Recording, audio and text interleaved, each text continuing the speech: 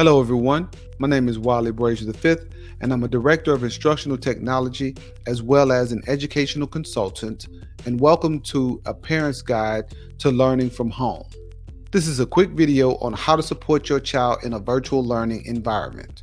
This video is meant to be platform agnostic, meaning that it doesn't matter if your child is using Microsoft or Google or Moodle or some other platform.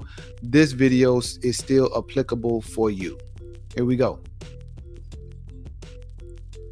First things first, you'll want to create a study space for your child.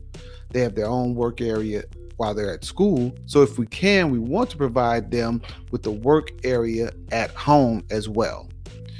Locate an area in your house where they can sit comfortably to focus on their work.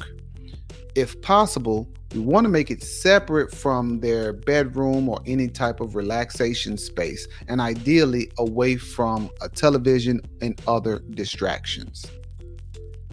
You'll want to help them keep as much of a normal routine as possible, meaning that in the mornings they should get up, brush their teeth, do their hair, wash their face and everything, and follow the schedule that's been provided by your child's school.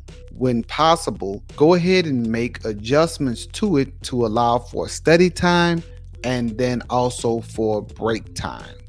We want to lessen distractions as much as possible, turning off the television and the radio.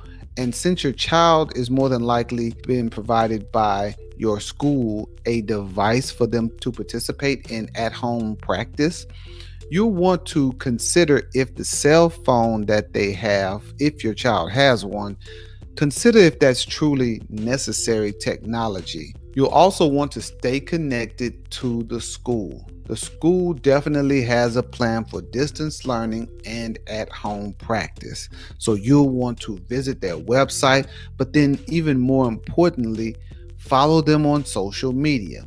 Many times, schools will post additional updates on social media faster than they can update the website. So you definitely want to follow them on social media and don't be afraid to ask for help.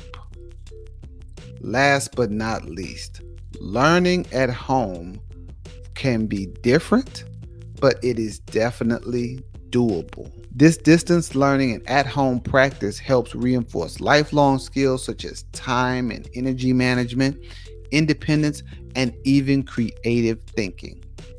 I'd like you to also remember that we are all in this together.